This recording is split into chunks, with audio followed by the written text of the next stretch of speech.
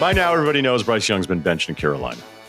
There's a lot of different things that I want to talk about here because it's been disastrous, whether it's the start of his career, the situation that he's in, a bunch of different places we can go, but they all kind of lead in the same direction.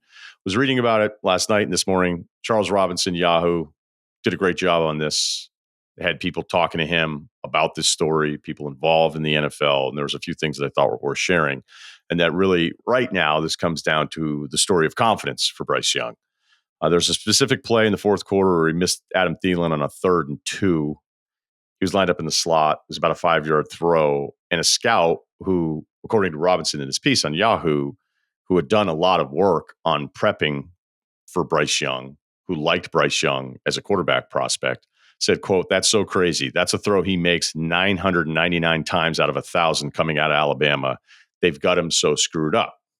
Another source in this piece said, quote, "This move is about," and I'm paraphrasing a bit, but I'll use the quote here, "stop the bleeding and letting Young heal." I'm not surprised. Maybe I should be surprised that it's 2 weeks in and the guy's already getting benched after 18 career starts, but it was that bad. I'm going to get to some of these numbers where even I was looking at the numbers going, God, this is like historically bad, right? But when I first heard the news and watching some of these games from Bryce and just how defeated he looked, and, we can get into the body language thing, but as Bill and I always kind of mess with each other on the body language doctor thing, I just always ask, like, who is playing awful that looks like they're having a great time? Although if Bryce Young playing this poorly, we're coming back to the sideline after another punt going, come on, guys, come on, let's do it. That would be more annoying than somebody looking completely defeated. And at this point, Bryce Young looks completely defeated because when I was thinking about it, for those of you that are still big baseball fans, or maybe at one point were huge baseball fans, there'd be that pitcher, that starter in your rotation where it just break camp, the first 4 or 5 starts, you're like, this guy sucks.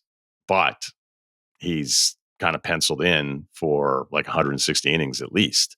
It's a little different now, but you know what I'm talking about. Like where every team needs like 7 starters, and my favorite team has like 4.5 starters, and he's going to have to be up in the rotation. They can try to skip him here or there. Maybe they'll just send him down to the minor leagues for a, quote, rehab assignment. And it's kind of like a mental reset for the pitcher. That's what this feels like, at least to me, regarding Bryce Young. How bad is it? It's bad.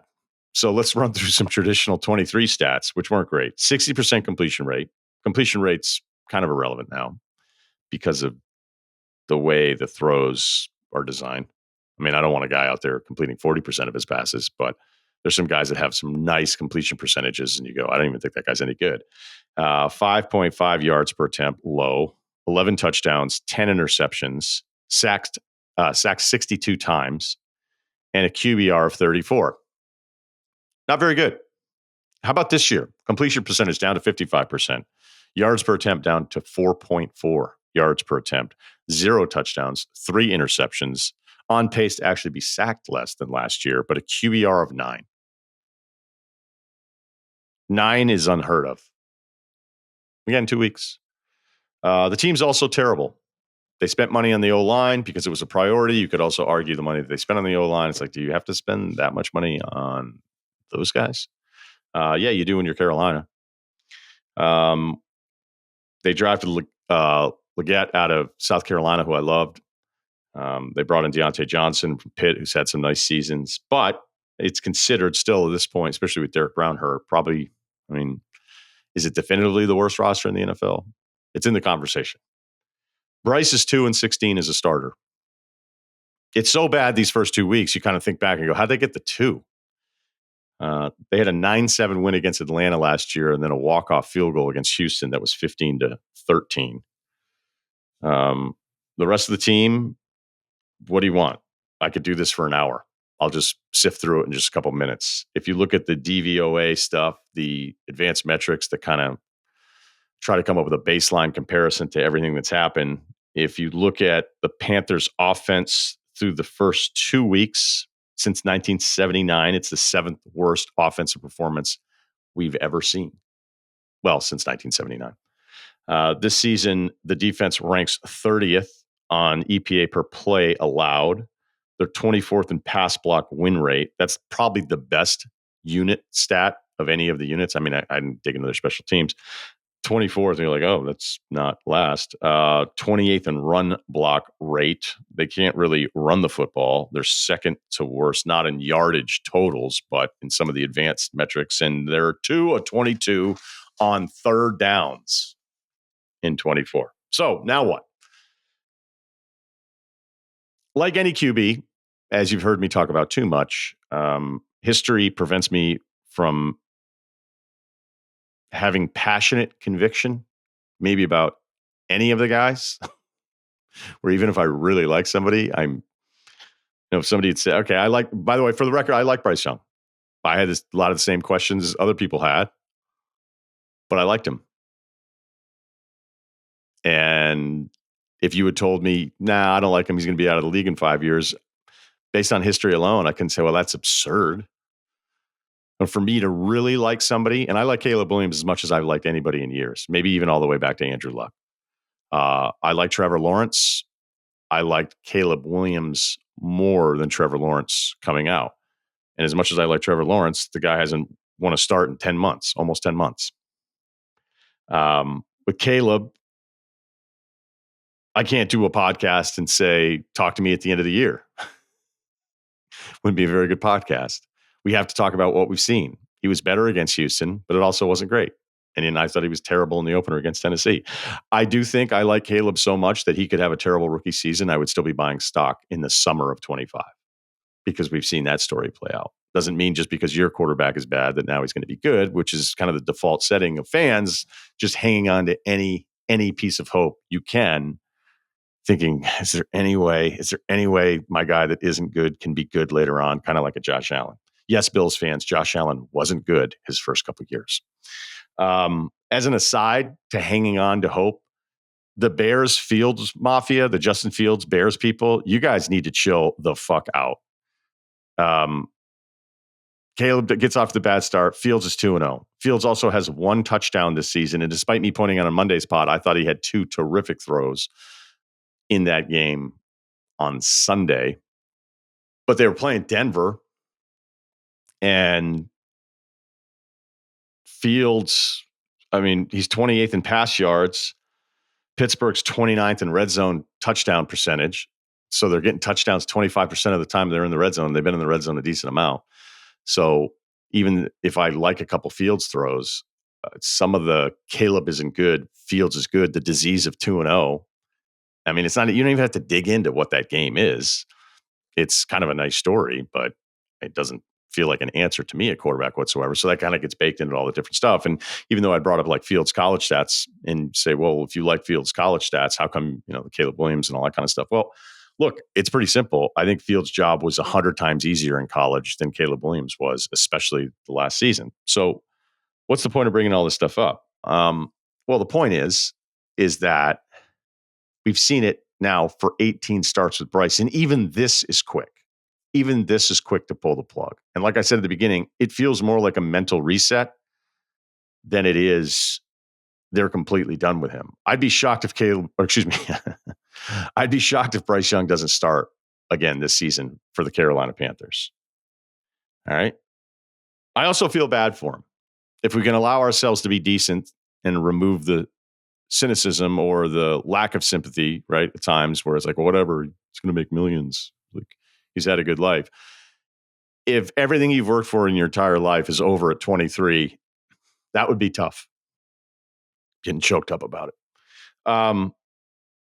18 starts. Hey, man, it's over. And it feels like, okay, it's over now. I guess I don't know what over would be for Bryce. I guess over means he never starts again in the league. And again, I think he starts for Carolina this year. I'd be shocked that he doesn't. Maybe there's a kind of Baker Mayfield redemption arc, potentially. Maybe there's some kind of, everybody loving Sam Darnold right now. Actually, when I started thinking about Baker getting a little taste with McVay and then Darnold with Shanahan, I was like, could Carolina pull a soccer thing and go to Shanahan and be like, can we loan you Bryce Young for a year and then get him back for 25 and see if there's anything worth salvaging here? I don't think that would actually work out in the NFL, but Look, we could all be making a mistake thinking like Darnold is a real answer. And I think there's even a conversation about Baker, who statistically put together some really good stuff last season. But the longer you're with Baker, I think you'd have to admit, if you're comparing your football team to other title contenders in the NFL, you'd be like, okay, our guy probably has a lower ceiling than some of the other ones. But either of those scenarios, Darnold, Baker, I mean, even Darnold, which I'm not even quite sure what that scenario is at this point. He also started 2-0. Did he start 2-0 with Carolina when he went down there in 21? Either of those scenarios would be terrific for Bryce Young. But when you're the number one quarterback and it's wrong, it's so much worse than being wrong in like the NBA. And I was thinking about this a little bit too. Like Russillo goes number one. If it doesn't work out, like, are you going to be shocked? No. But what does it really mean? Especially for Atlanta that already has some really good players. Like, oh, that sucks. Like, he wasn't a superstar role player, but that's not what you want. But there's still other stuff going on with our basketball team that's probably more important about, directing who we are moving forward. When you get it wrong with quarterback, everybody's just stuck. You're just waiting because you have to play them, usually longer than 18 games.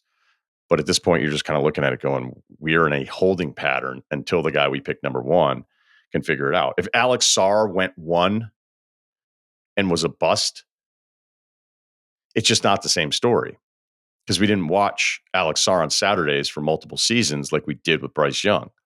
Sarr, if he went one, or let's say he flames out as the number two pick, I mean, he'll be somebody that one of your buddies mentions on the couch 10 years from now, or maybe you have a jersey that you wear to a Chainsmokers reunion show. But with basketball, he's one of the other pieces.